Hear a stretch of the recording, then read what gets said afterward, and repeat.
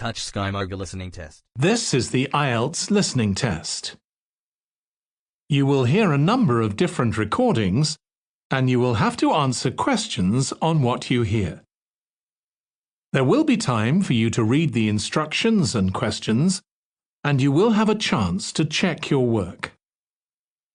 All the recordings will be played once only. The test is in 4 parts. At the end of the test, you will be given 10 minutes to transfer your answers to the answer sheet. Now turn to Part 1.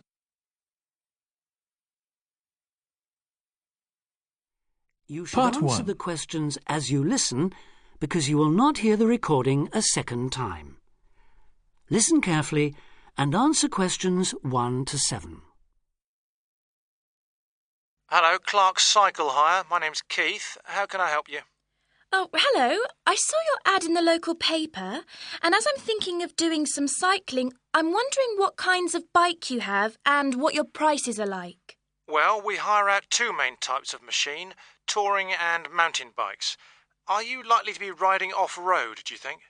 No, I'll probably be sticking to roads and country lanes, so a touring bike would be best, I think.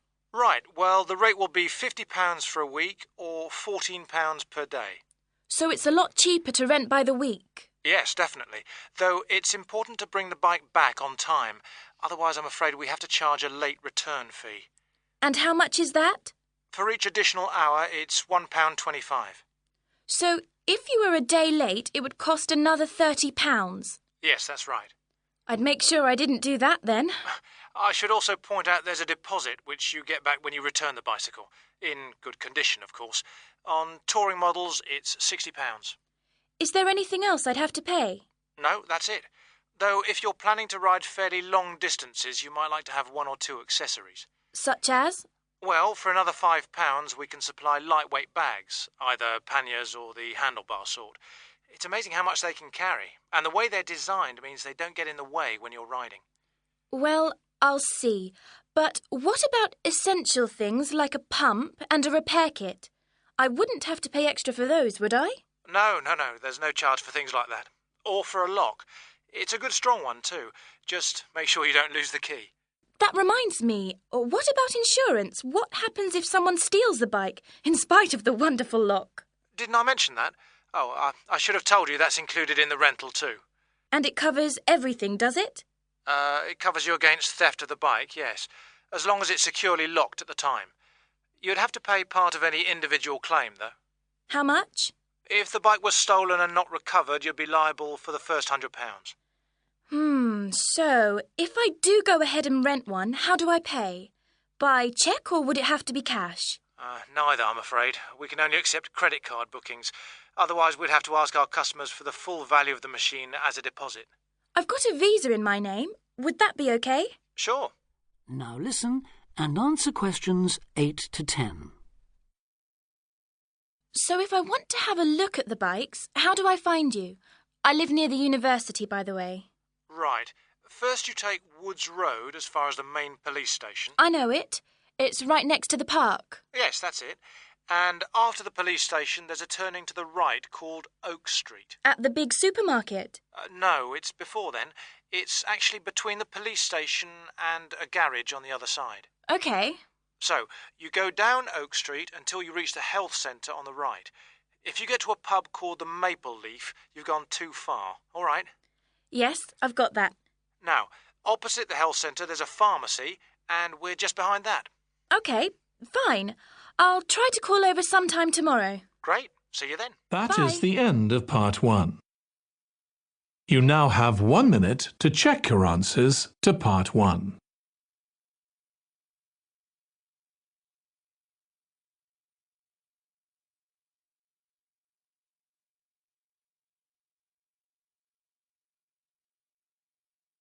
Part You will 2. hear an extract from a radio programme for people who live abroad. Listen and answer questions 11 to 17. You're listening to Expat News, a weekly broadcast for the English-speaking community in this great city. In today's programme, we'll be hearing from Tom O'Hara, who's going to tell us about all those different associations you can join. Tom. Good evening. Yes, in a city with so many of its residents born outside the country, it's hardly surprising there's such a huge range of expatriate clubs and societies. And many of these, of course, are aimed at English speakers. So, first and perhaps most obviously, we have the sports clubs, which in some cases field teams in things like rugby and tennis that compete against clubs in other parts of the country or even abroad. You don't have to play at this level to have fun, though. They can be just a great way to do some exercise and, of course, to get to know other people, especially if you're new in town. The same can be said of the many hobby and interest clubs that have sprung up here. Everything from landscape photography, such as the Viewfinders Club in the Harbour District, or Focus on the Airport Road, to old favourites like stamp collecting. Remember that this country has a long tradition of unusual and perhaps even eccentric societies, so there should be something for everyone. A place where you can meet people of different nationalities with the same social and/or cultural interests as you. For those who may be interested in rather more than just friendship, there's a wide range of lively social clubs. Several singles associations organise dancing of various kinds, while for people in a real hurry, there's speed dating, in which everyone talks to everyone else for just 5 minutes. Then, at the end, they decide which of them they would like to meet again by ticking their names on a list. In complete contrast to these are the many religious associations, reflecting the diversity of faith groups present in this multicultural city. Many of them, of course, have their own places of worship. Perhaps also of interest to those who've come here from other parts of the world are the international and cultural societies. These often provide a meeting place for people from a specific country, China, for instance, and particular ethnic groups, such as Afro-Caribbeans. As in other major cities, we have here local branches of many charities with names familiar around the world. Meetings of human rights organisations like Amnesty International are held regularly in English, as are those of environmental groups such as Greenpeace. All funds raised, by the way, go to the same kinds of good cause as they do in other countries you may have lived in. Inevitably, perhaps, there are also the political clubs, often connected with a particular party and, indeed, a particular country. So we have, for example, a local association of Republicans linked to and campaigning for that party in the US, and Liberal Democrats here doing the same for their party in Britain. Finally, on a lighter note, there's plenty to choose from in the performing arts. Whether you enjoy taking part or just watching and listening, you can take your pick from a whole range of groups. To take just a couple of examples, there's light opera at the Memorial Hall in the city centre, or a very lively amateur theatre company in the Park District. In summer, they give open-air performances of Shakespeare plays, free of charge. Now answer questions 18 to 20. I should mention at this point that clearly some districts have a higher concentration of English-speaking clubs than others, and that certain parts of town tend to specialise in particular activities. An obvious example would be the number of water sports clubs down near the river. Whatever the number, though, they usually have one thing in common. With the exception of a few associations linked to particular countries and supported by their embassies here, in the vast majority of cases, it is the individual members who fund them, so an entry fee or a subscription will be charged. You may be used to council-subsidised sports centres and the like in your home country, but I'm afraid that's not the case here. Assuming you can afford it then, you can be fairly sure that somewhere out there you'll find a club that caters for your own particular fascination. If it's very important to you and you intend to spend a lot of time on it, it might even determine which district of the city you decide to live in. In the unlikely event that you really can't find such a club, the solution is to try to persuade friends and anyone else you meet of the need for one. You could also use the local small ads on the internet to suggest the idea. You'll be amazed at just how many people share even the strangest interest. Then you can start your own. That is the end of part 2. You now have 30 seconds to check your answers to part 2. You will Part hear a 3. tutor and 2 students discussing the best ways to study. Listen carefully and answer questions 21 to 25. Well, how are you both settling in? Fine. Yes, no problems.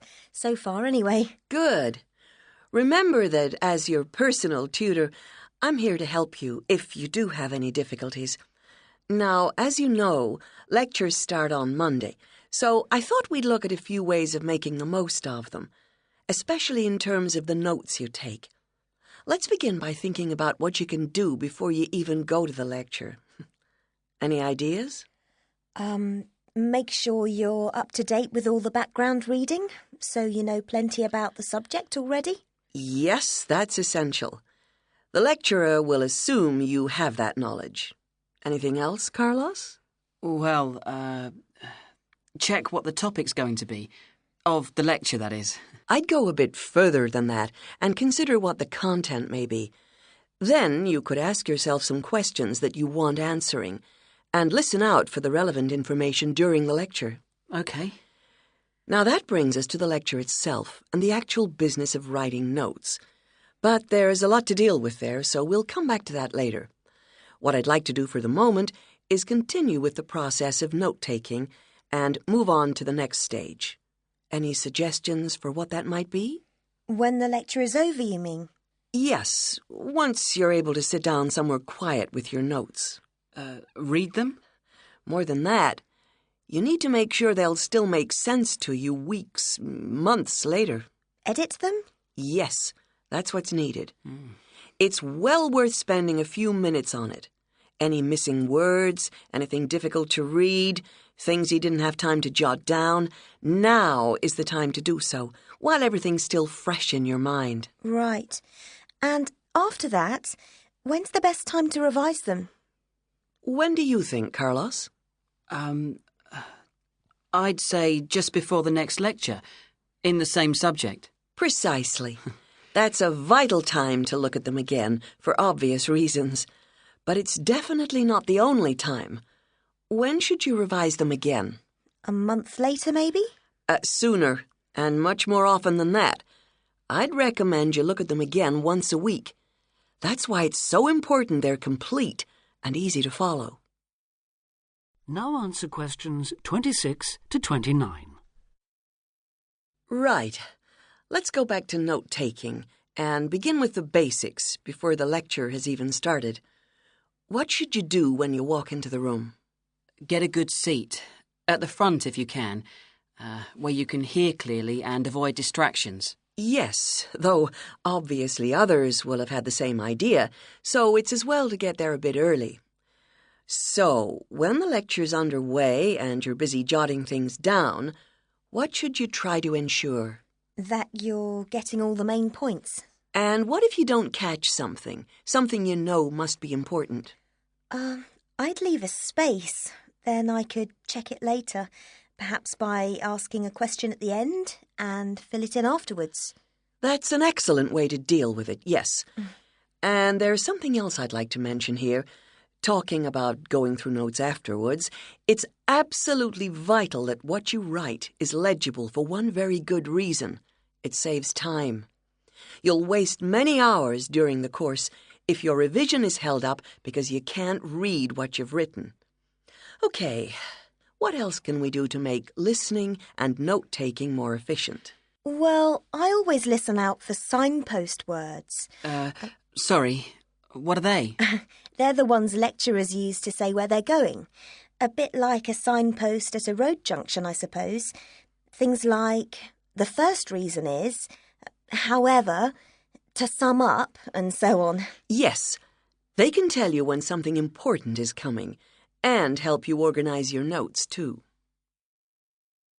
Now answer question 30.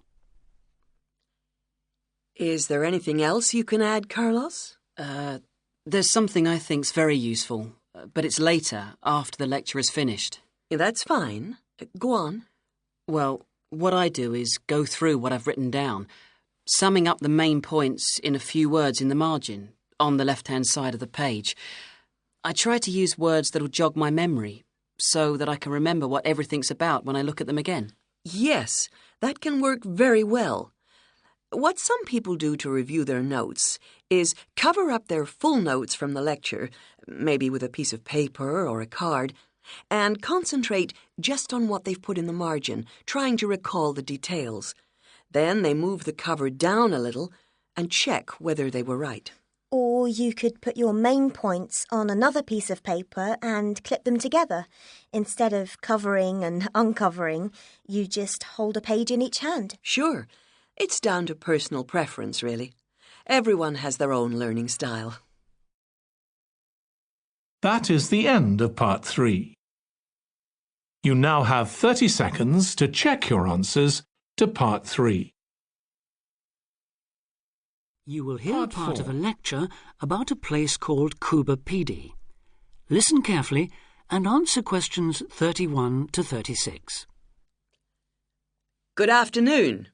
Today, we're continuing this series of talks on the development of the Australian outback with a look at Cuba Pedy, the desert town of opal mines and underground living, which lies 860 kilometres north of Adelaide and 690 south of Alice Springs.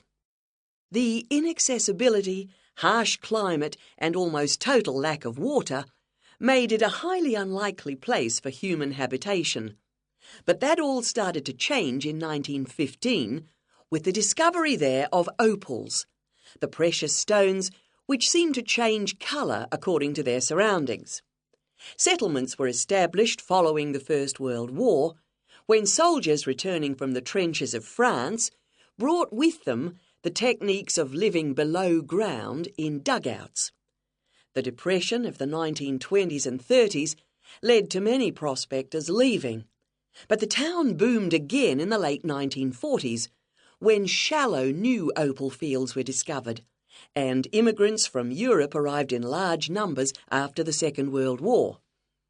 It must be remembered, though, just how hostile conditions were. Daytime summer temperatures reached well over 50 degrees centigrade, winter nights were bitterly cold, and dense dust storms regularly blanketed the town.